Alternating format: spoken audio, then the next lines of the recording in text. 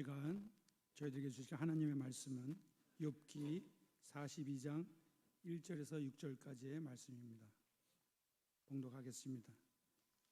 욥이 여호와께 대답하여 이르되 주께서는 못하실 일이 없사오며 무슨 계획이든지 못 이루실 것이 없는 줄 아오니 무지한 말로 이치를 가르는 자가 누구이니까.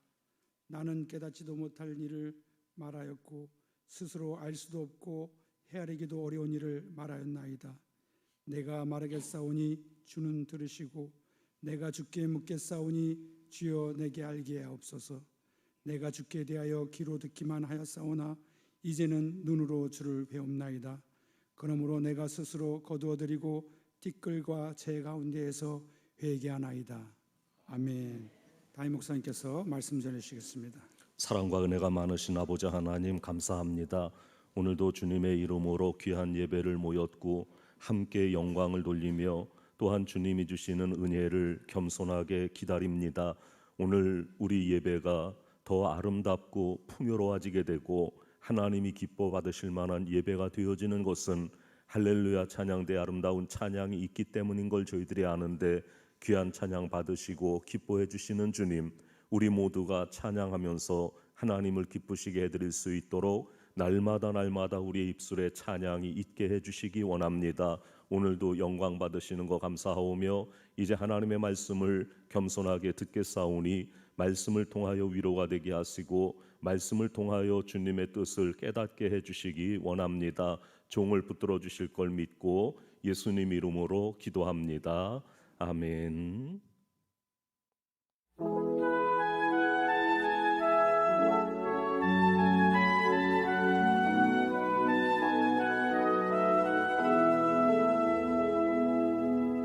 부서져야 하리, 부서져야 하리, 무너져야 하리, 무너져야 하리, 깨져야 하리, 더 많이 깨져야 하리, 씻겨야 하리, 깨끗이 씻겨야 하리, 다 버리고 다 고치고 겸손히 낮아져도 주 앞에서 정결하고 자랑치 못할 거예요. 부서져야 하리, 무너져야 하리, 깨져야 하리, 깨끗이 씻겨야 하리.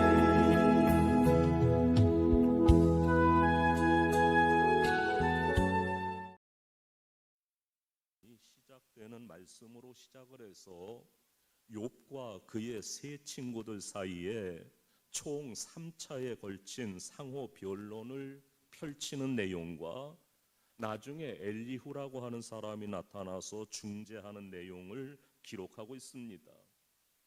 욥의 세 친구들은 이유 없이 당한 욥의 고난의 원인을 규명하기 위해서 긴 논쟁을 벌였습니다.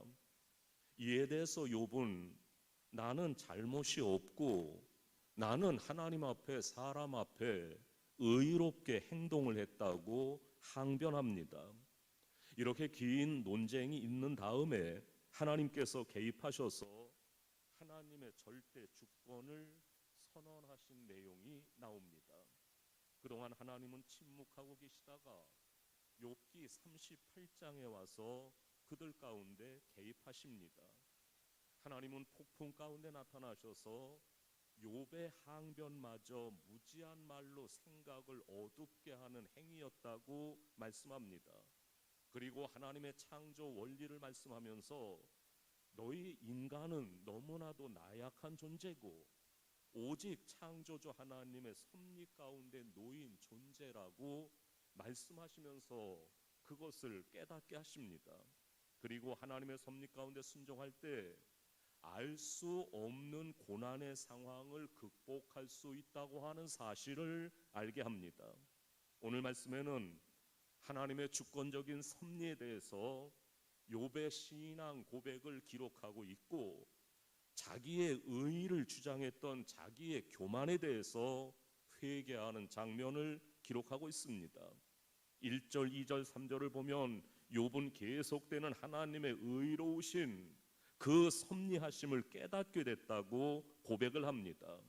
욥은 이렇게 고백합니다. 주께서는 못하실 일이 없사오며 무슨 계획이든지 못 이룰 것이 없는 줄 아오니 무지한 말로 이치를 가리는 자가 누구니까?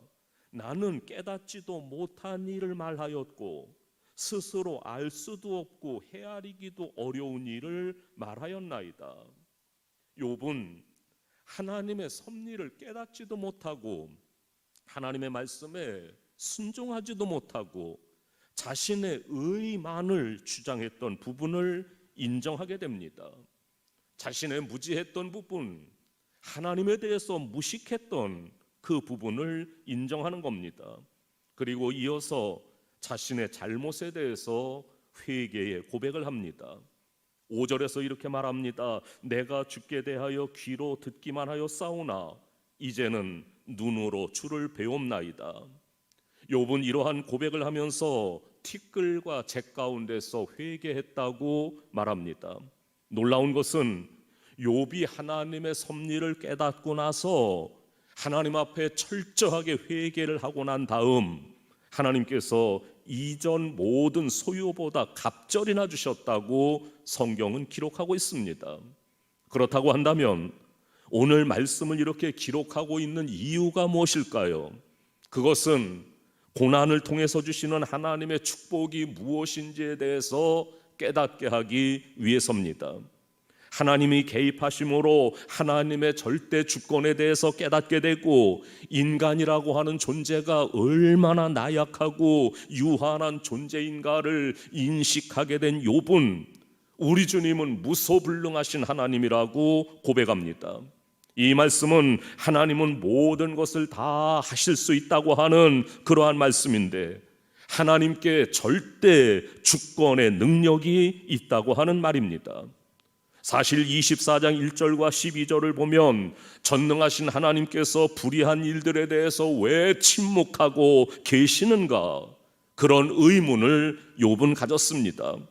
당시 욥은 자신이 당하는 고난에 대해서 도대체 무슨 이유로 자신에게 이러한 일을 행하고 계시는가에 대한 말을 하나님 앞에 감히 내뱉으면서 원망과 불평과 불만을 표출하기도 합니다. 하지만 욥은 이제 자신의 한계를 인식하게 됐고, 하나님은 제한된 인간의 생각에 묶일 수 없는 분이라고 하는 사실을 확신하게 되었습니다. 그리고 하나님은 하나님이 하시고자 하는 모든 일을 행할 수 있는 분이라고 하나님에 대한 신뢰를 회복하고 있는 겁니다. 다시 말해서 절대 주권을 가지신 하나님은 내가 인식하든지 인식하지 못하든지 관계없이 하나님이 지으신 모든 피조 세계 가운데 지속적으로 개입하시고 하나님의 계획과 하나님의 목적대로 운행하고 계시다고 하는 사실을 고백하고 있는 겁니다. 그래서 2절 중반절에 무슨 계획이든지 못 이루시는 것이 없는 줄 압니다, 이렇게 고백을 하고 있는 겁니다. 욥은 지금 하나님 앞에서 자신의 모든 행위가 얼마나 어리석었고 인간의 무지함으로는 도저히 깨달을 수 없는 하나님의 신비로운 섭리라고 하는 사실을 고백한 후에 하나님께서 자신에게 무지한 말이라고 표현하셨던 그 표현을 되받아 사용하면서 하나님께서 말씀하신 바를 100% 공감하며 수용하고 있는 겁니다. 욥은 지금 하나님의 책망을 겸손한 마음으로 수용합니다. 겸손한 마음으로 받아들이는 겁니다. 욥은 고난을 당하면서 앞뒤를 돌아볼 겨를도 없이 내뱉었던 불평했던 말, 하나님께서 하시는 일에 대한 원망이 섞인 말이 바로 하나님의 이치를 가리는 것이라고 하는 것을 철저하게 인정하며 고백합니다.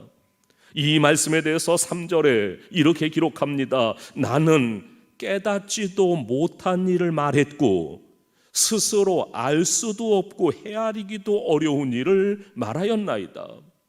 비록 원망과 불평은 아니라고 할지라도 자신의 처지가 너무나도 어처구니 없고 처량해서 올린 탄식이라고 할지라도 하나님의 이치를 가리는 어리석은 말을 내 입으로 했다고 인정하고 있는 겁니다.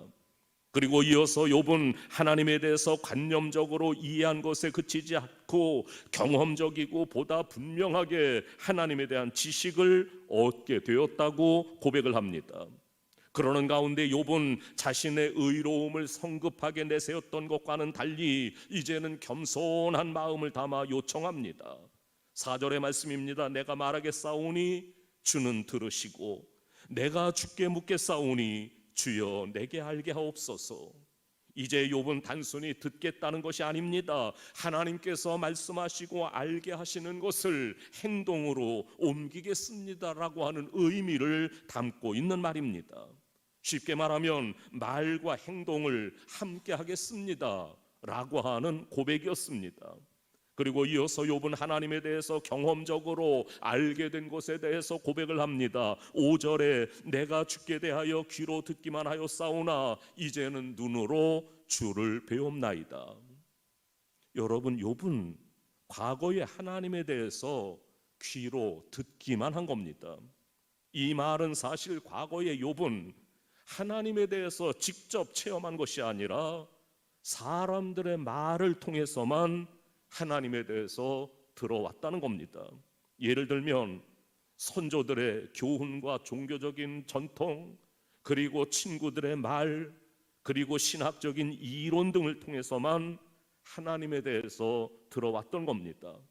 그런데 이제 욥은 다른 매개체 없이 직접 하나님을 대면하게 됐습니다. 욥은 과거 하나님을 알았던 방식과는 전혀 다른 방식으로 하나님을 아는 방식이 달라졌다는 말입니다.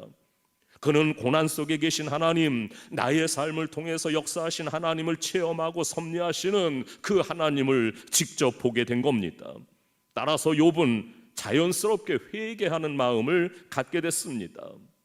그런데 우리가 오늘 성경을 눈여겨보면 오늘 말씀에서 나타났다가 사라졌던 것을 볼 수가 있는데, 그것은 첫째로 친구들과의 변론이 사라졌다는 겁니다.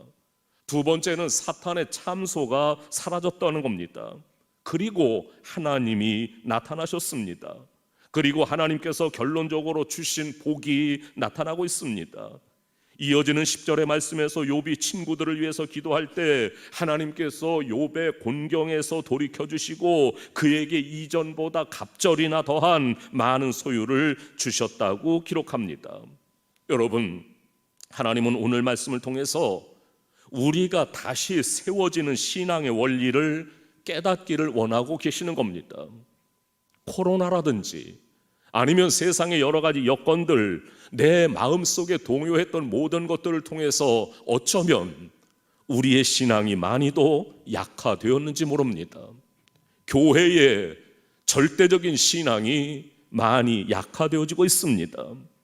우리는 다시 우리의 신앙을 세워야 하고 교회의 신앙을 세워야 할 텐데, 우리가 다시 세우는 신앙을 이해하기 위해서는 바로 회개라고 하는 키워드를 깊이 생각해야 합니다. 여러분, 회개는 일종의 비워내기입니다. 물리적인 개념으로 설명을 하면 컵에 새로운 물을 채우기 위해서는 비워져 있어야 하고, 방의 구조를 좀 바꾸기 위해서는 방의 물건들을 일단은 빼내야 수월한 것이지요.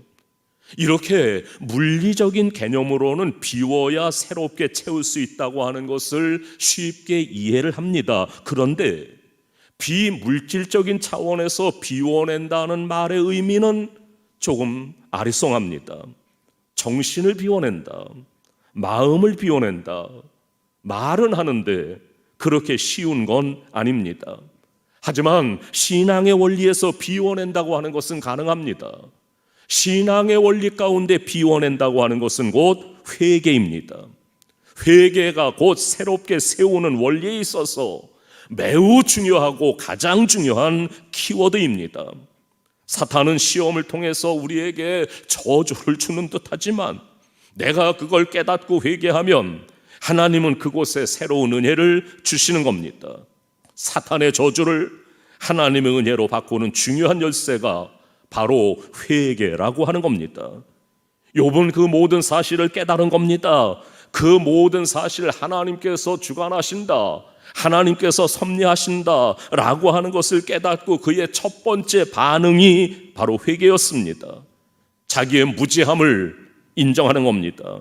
자신의 어리석었음을 인정하는 겁니다. 자신의 유한한 생각으로 하나님의 그 크신 뜻을 거두려고 가둬버리려고 했던 것에 대해서 회개하는 겁니다. 심지어 친구들에 대한 마음까지 비워냈습니다. 여러분, 욥기를 읽다 보면 욥과 세 친구들이 얼마나 치열하게 논쟁을 벌였는지 알 수가 있습니다. 욥의 세 친구들은 욥을 향해서 아주 무례한 말로 정죄합니다. 친구들은 욥에 대해서 너는 하나님에 대해서 무식하다 이렇게 말합니다. 나는 옳은 것이고 너는 틀린 거다. 나는 선하고 너는 악하다고 공격을 합니다. 만약에 그렇지 않다면 이렇게 큰 고난을 네가 받을 일이 있겠는가? 라고 아주 무례하게 욥을 공격합니다. 이에 대해서 욥이 얼마나 서운한지 그들이 자신을 학대했다고 그렇게 얘기를 합니다. 내 친구들이 나를 위로하러 온 게 아니고 내 고통을 보면서 나를 학대하기 위해서 나를 찾아왔다고 말할 정도입니다. 친구라고 했습니다. 그러나 이 정도면 갈 때까지 간 상황입니다. 이렇게까지 해놓고 아무리 하나님이 말씀하셨다고 해도 친구들이 욥을 찾아간다고 하는 것은 자존심 상해서 쉽게 할 수 있는 일은 아닙니다. 욥도 마찬가지입니다. 쉽게 그들을 용서할 수 있는 일이 아닙니다.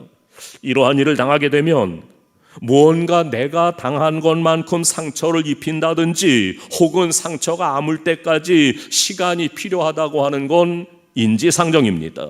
그런데 보십시오. 놀랍게도 그들은 이러한 하나님의 명령을 그대로 이행합니다. 실로 놀라운 일이 아닐 수 없습니다. 존경스러운 일입니다. 따라서 우리는 이러한 이들의 본을 받아서 우리 역시 용서를 구하는 일이나 용서를 해주는 일에는 결코 주저해서는 안 됩니다. 마치 그것을 안 해도 되는데 그냥 미덕으로 한번 해주는 것 정도로 생각해서는 안 됩니다. 내가 그까짓 거면 한번 해주지 뭐 이런 마음 가지면 안 된단 말입니다. 여러분, 사죄의 요청과 사죄하는 것 그리고 그것을 통한 서로의 화해는 성도의 의무입니다. 혹시 믿지 않는 세상 사람들은 도저히 이와 같은 삶은 살 수 없다고, 어떻게 내가 용서를 빌겠느냐고, 어떻게 내가 저런 사람을 용서할 수 있겠느냐고 말할 수 있을런지도 모릅니다. 나중에 생각해 보겠다고 말할지도 모릅니다. 미적미적할지도 모릅니다. 하지만 성도는 그래서는 안 됩니다. 우리는 잘못했으면 흔쾌히 가서 잘못을 빌어야 합니다. 용서를 구해야 합니다. 다소 뻔뻔한 느낌이 들 수도 있고 많이 부끄러울 수도 있습니다. 그러나 그 일을 뒤로 미루면 안 됩니다. 그리고 용서하는 입장 역시 마찬가지입니다. 당장 힘들다고, 당장 얼굴 보기 싫다고, 당장은 아직은 상처가 아물지 않았다고 해서 회피하면 안 됩니다. 여러분, 욥은 친구들과 논쟁을 벌이면서 감정이 많이 상했습니다. 하지만 하나님과의 관계가 회복된 후에는 하나님의 명령에 따라 친구들의 잘못을 기꺼이 용서합니다.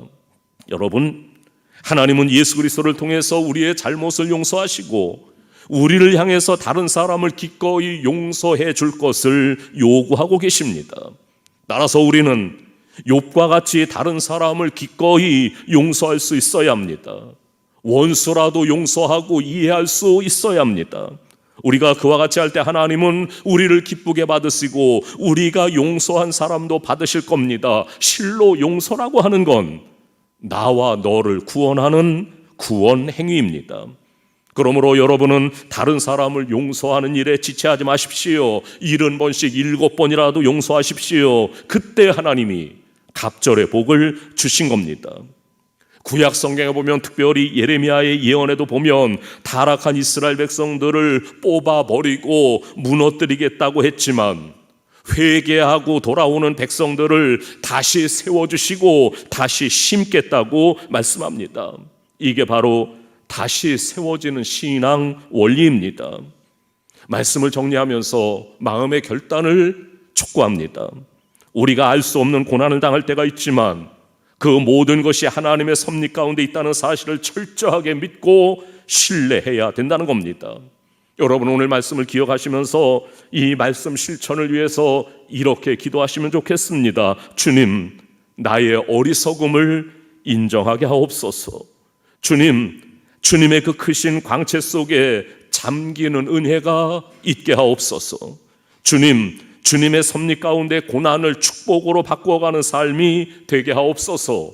이렇게 기도하고 결단해서 약해진 신앙을 다시 세우는 우리들, 약해져가는 신앙을 다시 세우는 우리 교회, 약해져가는 교회가 다시 강하여지게 되는 하나님의 교회가 올바로 세워지는 귀한 일에 쓰임받는 저와 여러분들이 다 될 수 있기를 주님의 이름으로 축원합니다. 기도합니다. 하나님 아버지, 여러 가지 상황 때문에 그렇다고는 하지만 우리들의 신앙이 많이 약화되어져 있고 교회 신앙이 약화되어진 가운데 있습니다. 다시 세워지기 위해서 회개라고 하는 키워드가 오늘 욥기서를 통해서 나타나는데 우리들도 진심으로 하나님 앞에 회개하고 그래서 내 신앙을 바로 세우고 교회를 바로 세울 수 있도록 도와주시기를 원합니다. 예수님 이름으로 기도하옵나이다. 아멘. 아멘.